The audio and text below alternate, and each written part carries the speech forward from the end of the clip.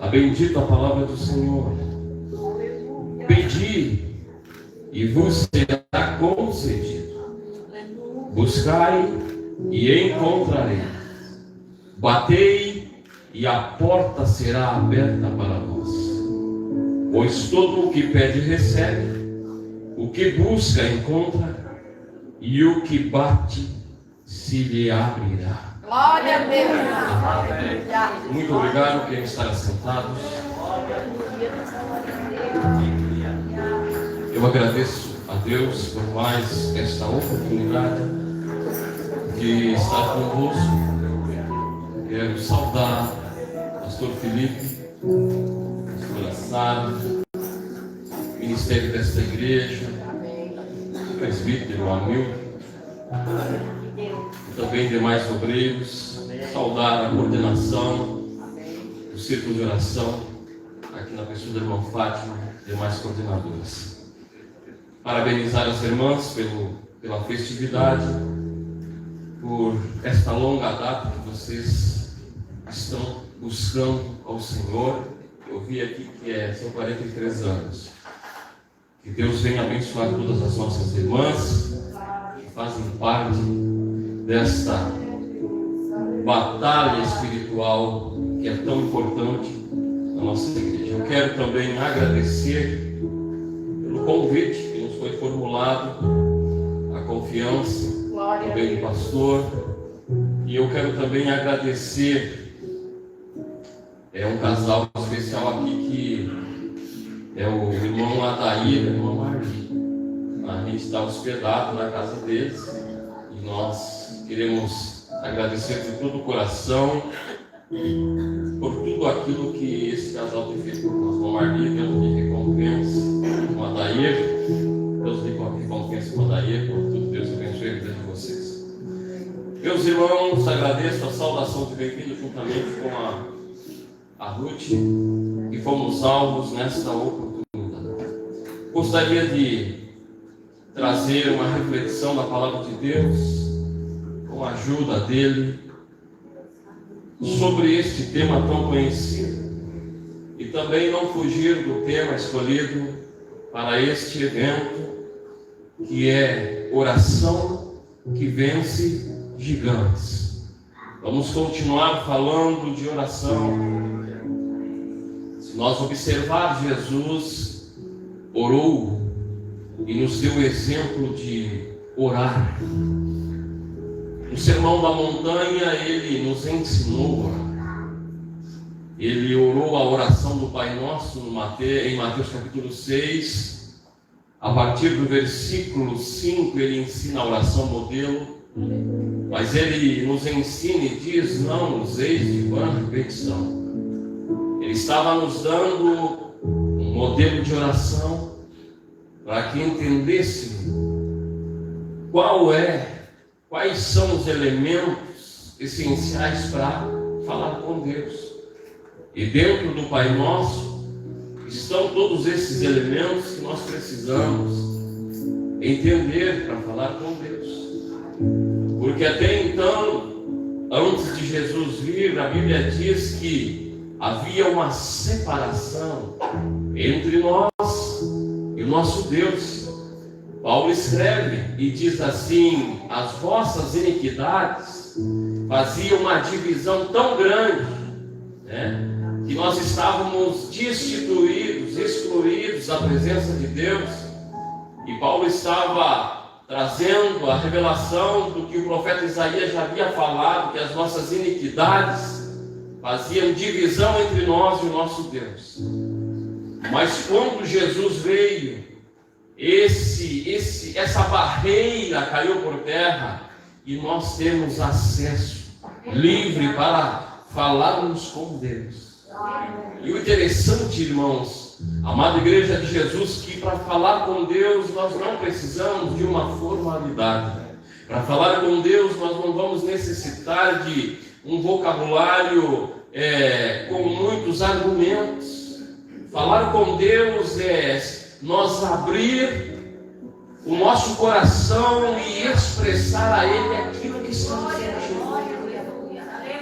Vocês verão muitas revelações de homens que falaram com Deus através dos salmos. Eles expressaram alegria, eles expressaram tristeza, eles expressaram os sentimentos que estavam na sua alma, em seus corações. E muitos louvores do Hinário de Israel, os salmos, são orações. Então, nós podemos ver que a oração ela é essencial em nossa vida. A oração é uma forma em que podemos falar com Deus. A oração é uma forma em que podemos estar mais perto de Deus. E nesta noite, esse texto que eu fiz leitura é um texto conhecido dos leitores da Bíblia. Costumamos ler seguidamente, porque o texto que eu li diz o seguinte: aquele que pede, recebe, aquele que busca, encontra, e aquele que bate, será aberto. Irmãos, vou destacar esses 3 verbos: pedir, buscar e bater. São 3 verbos usados aqui que merecem destaque: pedir, buscar e bater. Quando nós oramos e falamos com Deus, nós precisamos entender que existem alguns níveis de busca. Existe uma busca mais intensa e uma busca menos intensa. Quando Jesus estava ensinando aqui, os primeiros discípulos, aqueles que o seguiam, inicialmente ele disse assim: é necessário que vocês peçam, é necessário pedir. E quando Jesus fala em pedir, ele também associa um outro verbo: receber. Aquele que pede, recebe. Mas olhando para esse contexto aqui, eu fiquei analisando o que é pedir. Pedir, segundo o dicionário, é solicitar, é suplicar, é falar, é expressar alguma coisa, é dizer para Deus alguma situação que precisamos, necessitamos. Pedir não exige um esforço tão grande, porque eu posso estar assentado e eu posso pedir. Eu posso estar em pé, posso pedir, ajoelhado, deitado, andando, eu posso pedir. Pedir é uma exigência apenas de eu expressar alguma coisa. Eu posso expressar isso a Deus, independente de lugar e situação. E a condição para eu pedir é a fé. É unicamente a fé. Porque Tiago escreve e diz assim: aquele que pede com fé e não duvida, recebe.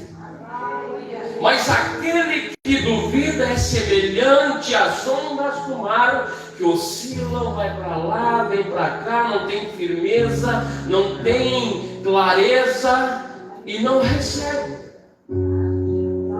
Aleluia. O próprio Tiago continua escrevendo, o apóstolo, e diz o seguinte: não pense se esta pessoa que pede com incredulidade, com dúvida, que vai receber alguma coisa do Senhor.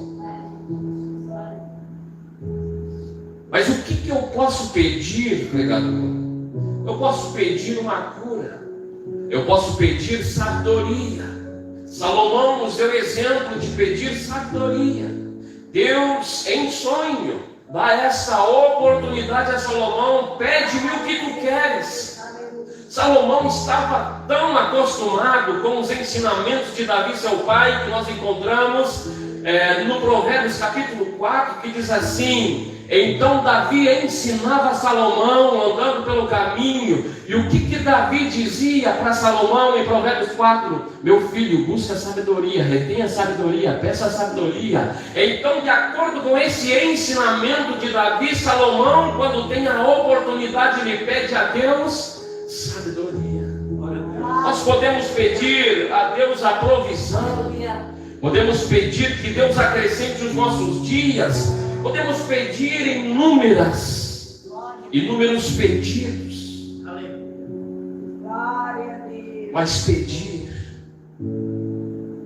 é algo inicial para quem busca o Senhor. Glória a Deus. Pedir é apenas o primeiro passo de alguém que ora. Pedir é aquilo que, quando nós aceitamos a Cristo e começamos a aprender, nós começamos a pedir. Mas Deus não nos quer crente petição. Deus quer que nós subamos o nível. Glória a Deus. Deus quer que a gente suba o nível. Porque pedir está muito ligado à nossa infância, não é? A criança, ela costuma inicialmente pedir, ela pede para o pai, ela pede para a mãe. O pai atende, a mãe atende. É a primeira infância, a segunda infância e a terceira infância. Mas quando passa a terceira infância da criança, logo ela vai estar na adolescência. Ela já está entendendo o que é certo e o que é errado. Na nossa vida espiritual, nós temos um início, uma infância espiritual que o próprio apóstolo Paulo falou e diz: vocês devem receber o leite, o cuidado. Ainda não comem comida sólida. É o tempo do pedir. É o tempo do ouvir. É o tempo de alguém chegar para nós, nos ensinar. É o tempo em que Deus usa o profeta muitas vezes e seguidamente para falar conosco. E diz: meu filho, eu tenho isso para você. Minha filha, eu tenho um plano com você. Meu irmão, é nesse tempo que Deus nos cuida como crianças. Mas Deus espera de nós que nós cresçamos, que nós venhamos chegar à adolescência, que nós venhamos chegar à juventude e à fase adulta, que é a fase da maturidade. Espiritualmente falando, Deus quer que nós cresçamos. O profeta, que é um dos profetas menores do Antigo Testamento, ele profetizou e disse: cresçamos e prossigamos em crescer. Cresçamos e prossigamos em crescer. Ou seja, conheçamos e prossigamos em conhecer. Não basta apenas conhecer o Senhor, mas temos que prosseguir em conhecê-lo. Quando nós olhamos para o Antigo Testamento, ligado lá no tempo de Faraó, a Bíblia vai dizer que existia um povo que não conhecia o Senhor.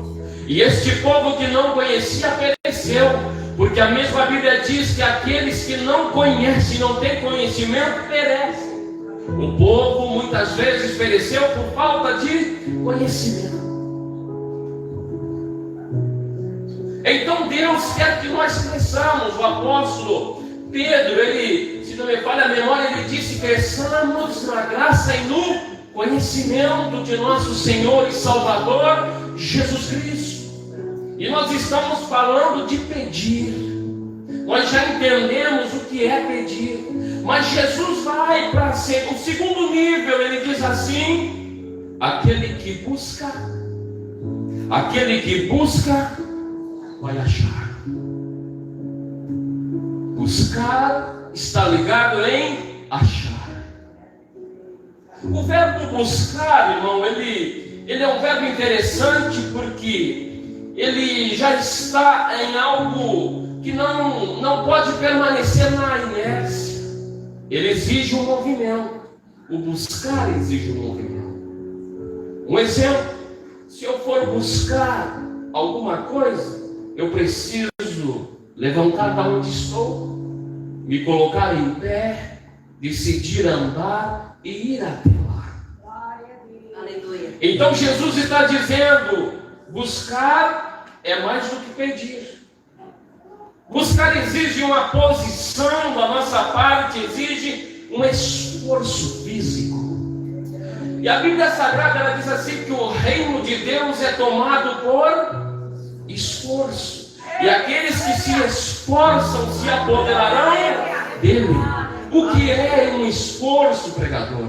Esforço é você fazer força contra algo que te empurra, sentido contrário. Eita glória! Você quer orar, mas você muitas vezes não tem força de orar. Você quer pedir, mas muitas vezes você não tem força de pedir. Você quer buscar, mas muitas vezes nós não temos forças para buscar, porque algo nos empurra sentido contrário. Não vai, não dá tempo, não. Agora você tem algo mais importante para fazer, algo nos empurra.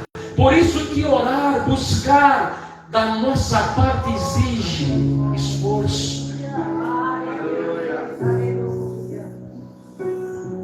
Se pedir exige fé, orar exige fé e mais alguma coisa.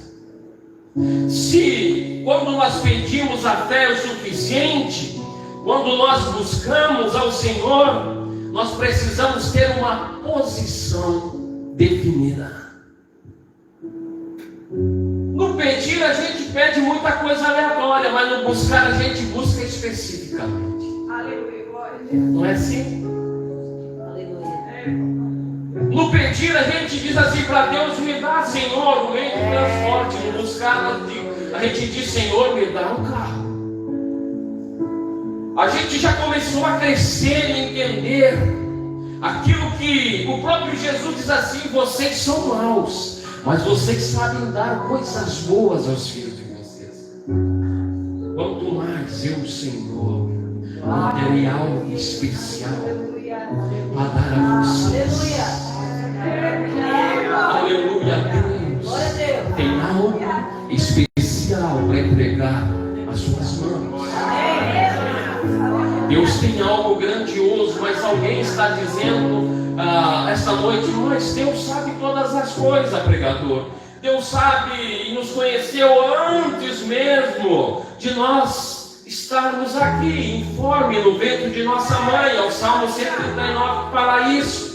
Deus sabe a nossa palavra antes de sair da nossa boca. Então Deus sabe os nossos pensamentos. Se Deus sabe, por que eu preciso pedir? Por que eu vou buscar? Porque Deus não nos fez robôs. Deus não nos fez marionetes. Deus nos fez a coroa da criação.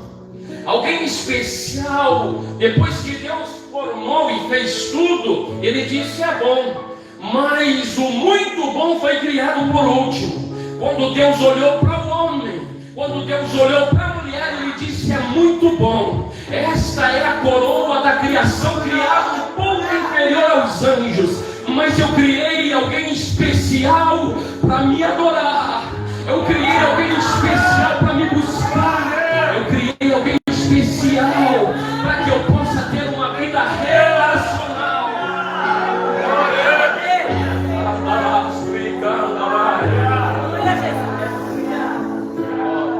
Você conseguiu entender que Deus quer ter uma relação com nós de pai e filho? Aleluia! Glória a Deus! E o buscar nos remete a isso. O buscar nos direciona a estar mais perto do Pai. O buscar, nessa iniciativa, nessa determinação, nós vamos estar mais perto de Deus. Quando nós pedimos, nós recebemos, mas quando nós buscamos, nós encontramos. Quando nós olhamos para o Antigo Testamento, nós vimos um homem por nome Jacó. Jacó inicialmente só sabia pedir. Senhor, me abençoa. Ele até colocou uma pedra, fez de travesseiro, teve uma visão e disse: Senhor, me abençoa. Eu faço um voto. Mas a palavra Jacó quer dizer aquele que nasceu agarrado no calcanhar do irmão. E tem alguns outros títulos que é dado a Jacó pelas suas atitudes. Mas se vocês olharem biblicamente, Deus diz o menor será maior. Então, segundo a vontade de Deus, Jacó era para ser o maior. Era para ser o abençoado. Por mais que alguns erros aconteceram no processo, Jacó tinha a bênção de Deus. Mas é interessante que quando ele tem que fugir de Esaú, ele vai para a casa de Labão, seu tio, ele só sabia pedir. Mas 21 anos trabalhando lá e sendo enganado pelo sogro, ele aprendeu algo importante, pastor Felipe. Ele aprendeu a buscar ao Senhor. Glória a Deus. Aleluia. Deus quer que nós aprendamos a buscar a Ele. A Bíblia diz assim que quando nós buscarmos ao Senhor de todo o nosso coração, então dos altos céus Ele vai mover algo a favor de nós. Mas quando Jacó começa a retornar com a família, agora com os filhos, já estava rico, Deus respondeu a petição de Jacó, mas ele tem um grande problema familiar, que não havia sido solucionado. Mas quando ele está retornando para encontrar com o irmão Esaú, ele temia o encontro, ele temia demais esse encontro. Mas aqui Jacó já começou a buscar ao Senhor, e quando ele chega no val de Jaboque, alguém encontra com ele, e você começa a lutar com Jacó no val, no ribeiro de Jaboque, e ele diz: eu não te solto se tu não me abençoar, eu não te largo se tu não me abençoar, nós não vamos sair daqui se tu não me abençoar. Jacó já havia aprendido a buscar o Senhor, e nesse dia ele tem um encontro com o anjo do Senhor, que toca na vida dele. E quando o anjo do Senhor toca na vida de Jacó, ele não é mais Jacó, ele recebe algo dos céus, e este ser diz: quem é você? E ele diz: eu sou Jacó. Mas o anjo do Senhor diz para ele: tu não serás Jacó, a partir de hoje tu serás Israel. Hoje tu lutaste com Deus e entendeste o que é buscar a Deus.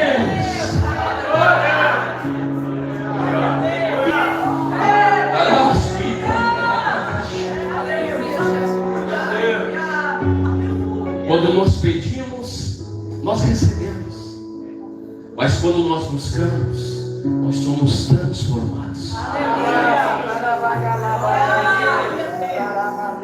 Quando nós pedimos, nós recebemos. Mas quando nós buscamos, nós somos transformados.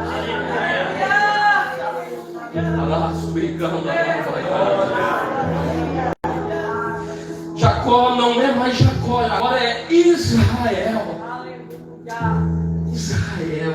Israel permanece até hoje. Da onde que veio as 12 tribos de Israel? Deus preservou, e Deus preservará esse nome, porque foi Deus que fez. Quando nós temos essa experiência de buscar o Senhor, Deus nos dará algo, e isto que Deus nos dará, ninguém tirará. Eu até vejo alguém falando de tapete, de tomate. Eu não creio muito nisso. Até existe. Mas porque aquilo que nós recebemos de Deus é mentira. A não ser nós mesmos. No processo nós vamos ter muitas lutas, barreiras. Mas quando nós temos convicção do Deus que buscamos, não há temor. Porque esse mesmo Jacó, esse mesmo Israel, quando estava no deserto, e eles estavam em meio ao frio, tinha uma coluna de fogo. Quando eles estavam em meio ao calor, tinha uma coluna de sombra. Quando eles chegavam diante do mar, o mar se abria. Quando eles tinham vontade de comer carne, Deus mandava carne. Quando eles queriam pão, Deus mandava maná. Quando eles tinham sede, Deus mandava água. Então, Deus está dizendo: aquele pacto que eu fiz com Jacó, com Israel, permaneceu e permanecerá. Aquilo que Deus fizer na sua vida permanecerá.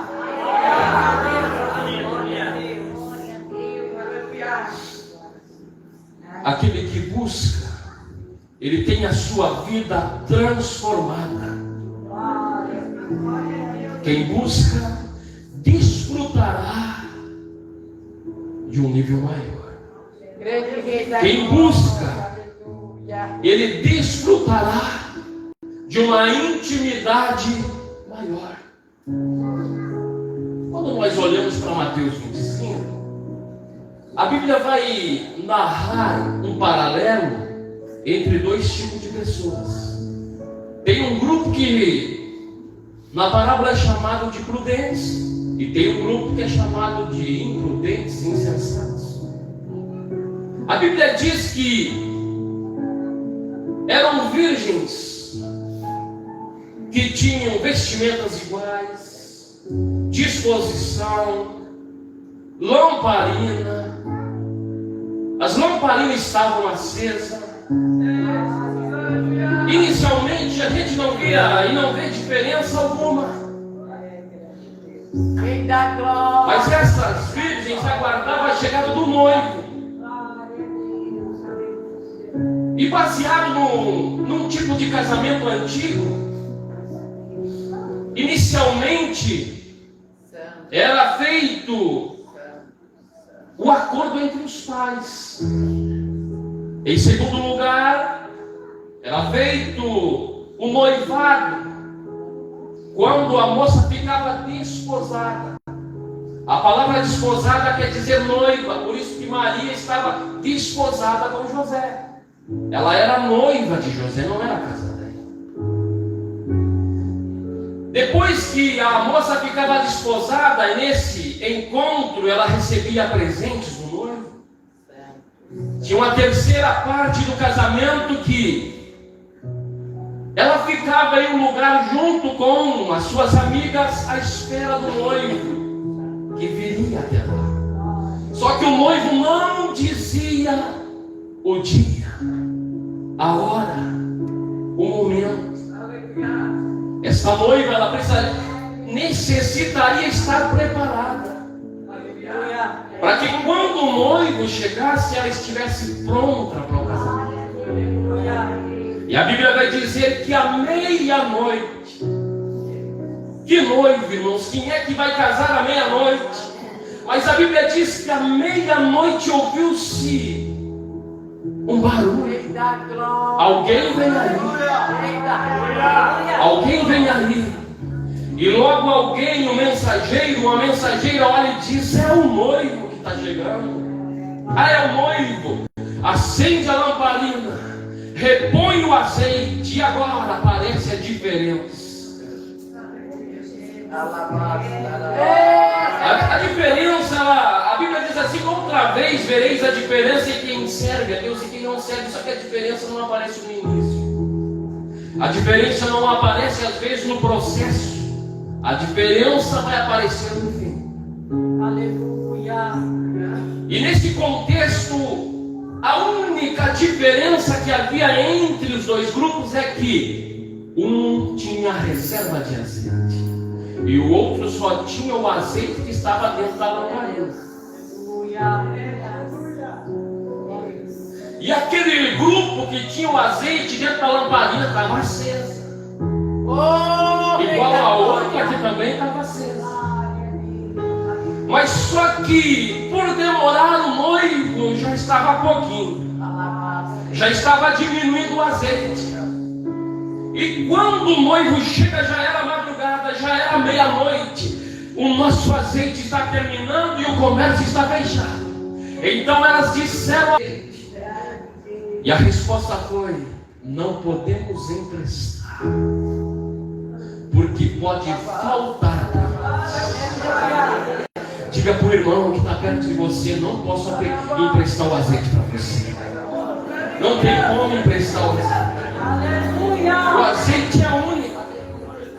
O azeite, ele é único. Não tem como compartilhar. Eu compartilho compartilho com você o amor de Deus, eu compartilho com você tantas coisas boas do dia a dia, eu compartilho com você até o churrasco, mas o azeite não tem como compartilhar. Aleluia. Porque o azeite está ligado em busca.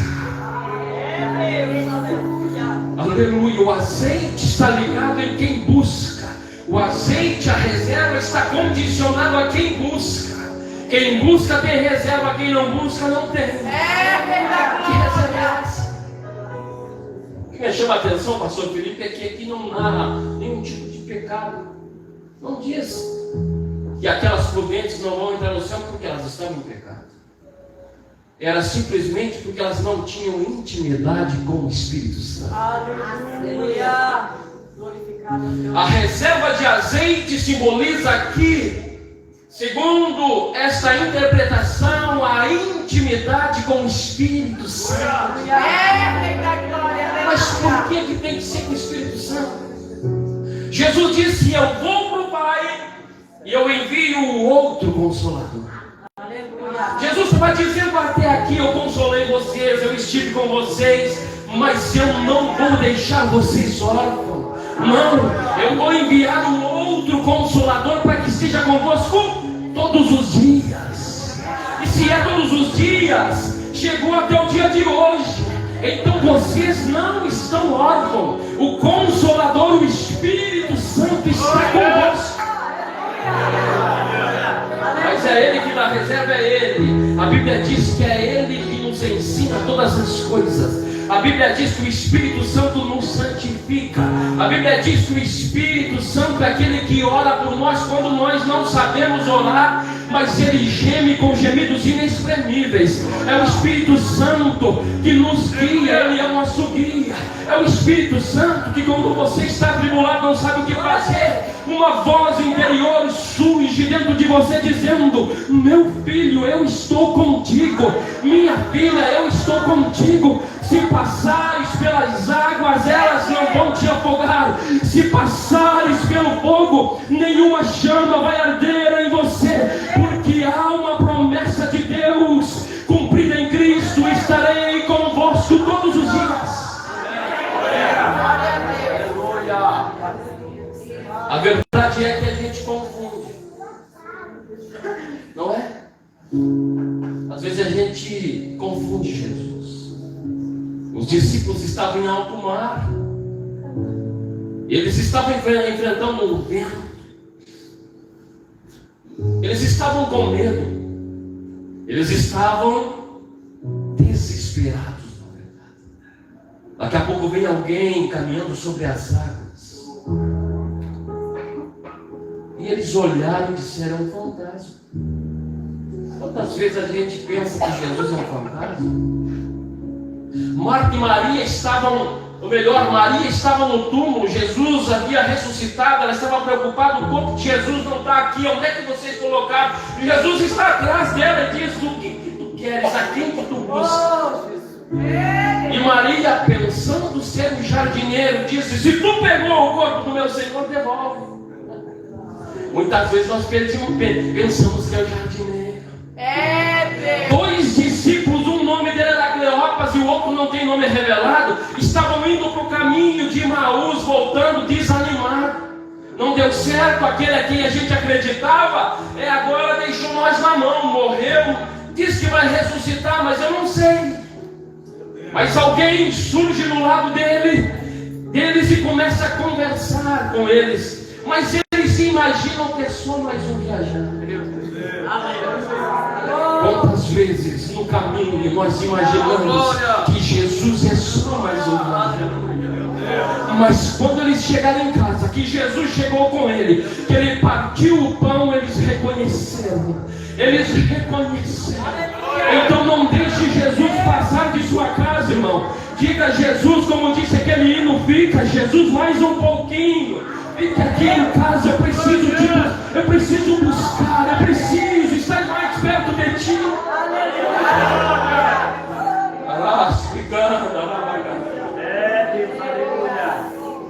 Meus irmãos, nosso tempo está passando, mas a última palavra, o último ensinamento de Jesus, ele disse: batei e abri-se. Glória a Deus. Quando a gente bate alguma coisa. E isso está associado a uma porta, não é? Vamos dizer que é uma porta. A palavra bater, ela tem uma conotação importante. Porque bater, às vezes a gente bate, a pessoa não atende. Bate, a pessoa não atende. Então exige perseverança. Exige persistência. A gente pede, Deus atende. A gente busca estar perto de Deus. Mas quando chega a hora de bater, a gente não quer esperar, né? Nossa oração para Deus é assim: Senhor, a resposta é para ontem. A gente até pensa que Jesus tem o WhatsApp, o Wi-Fi. O Senhor não me respondeu. Estou lendo aqui: Senhor, por favor, mande a resposta. Mas Ele não manda, porque com Jesus não é Wi-Fi, é Wi-Fé. Ainda é a fé. E a fé ainda move montanhas. E não precisa ser uma fé grande. Ele disse: se tiverdes fé do tamanho de um grão de mostarda. Aleluia. Mas o grande problema que Hebreus 11:6 diz é que sem fé ninguém agrada a Deus. Então sem fé não adianta pedir, não adianta buscar e não adianta bater. Mas com fé você pode pedir, buscar e bater. E quando chega no bater, você vai precisar ser perseverante. Lucas 18, do 1 ao 7. Jesus vai falar uma parábola de um juiz iníquo e de uma viúva insistente. A viúva falava para o juiz, diz: meu senhor, vossa excelência, resolva a minha causa. Ele ignorava: vou resolver. Mas ela, no outro dia, vamos dizer que ela estava lá no escritório de novo, dizendo: senhor juiz, resolve a minha causa. Jesus que falou essa palavra. No outro dia, a viúva estava lá: senhor, resolve a minha causa. Por favor, existe alguém contra mim? Me dá uma solução. No outro dia ela estava de novo. No outro dia ela estava de novo. Você está entendendo? O exemplo de Jesus, Ele está dizendo: não desista de bater. Você bateu e desistiu. E a vitória não é de quem começa e para, a vitória é de quem vai até o fim. Salomão escreve uma palavra em Provérbios, ele diz que o fim das coisas é melhor do que o começo. Só será melhor para aquele que aprende a permanecer. Aqueles que esperam, renovarão as suas como asas, como águias subirão.